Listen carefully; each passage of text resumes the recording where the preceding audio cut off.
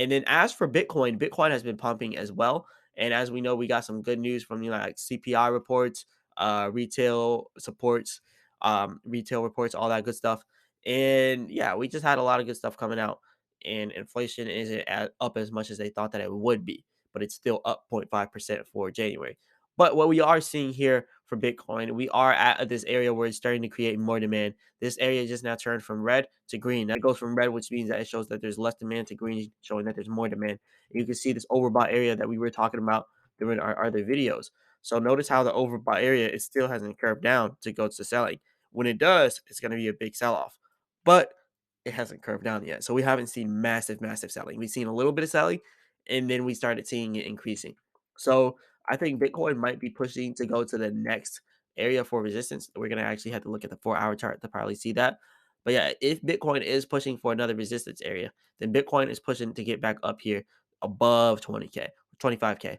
Like from 25 to 27K, that's going to be hard, especially when you can see this overbought area. And like when you see it like this with the indicators, it puts it in a way bigger perspective. So I still believe Bitcoin is going to pull back.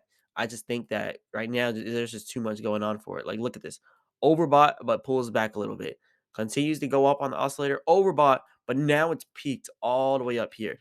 The fact that Bitcoin has peaked all the way up here at the top of this oscillator wave, this shows us that that selling is about to be massive when it comes back down. So that selling could possibly bring Bitcoin below 20K. I'm not just saying it just to say it, but that is massive. Look at that pump. That is massive. That's not a healthy pump, especially after what you seen we just now did. We just now had all of this pumping and pulled back. Had more pumping like this, pulled back, had more pumping, pull back.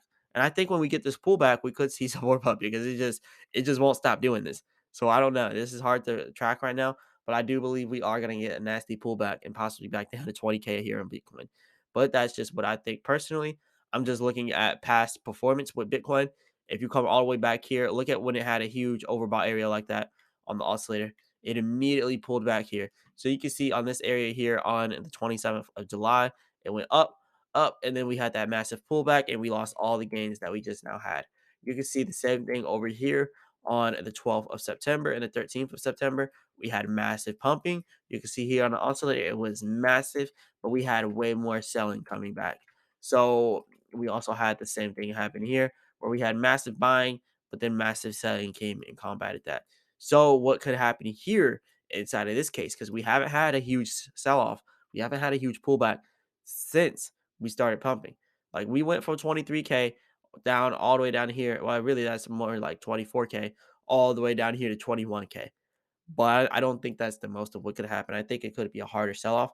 But like I said, it could sell off, pull back to 18K, and then just take off again and get to 30K. So that's really what we're looking at right now. We're looking at a pullback, probably followed by an immediate run up inside of the crypto market. That's really just what I'm seeing. Big shout out to everyone out there that watched the video. Also hit the like button and subscribe. This is the Marcellus Clips channel. On this channel, we will be continuing to grow, and I will continue to put the clips to all the videos on this channel just in case you don't want to watch the long form content. So definitely check that out. Let's get this channel to 1,000 subscribers and plus and beyond, and stay tuned for another video.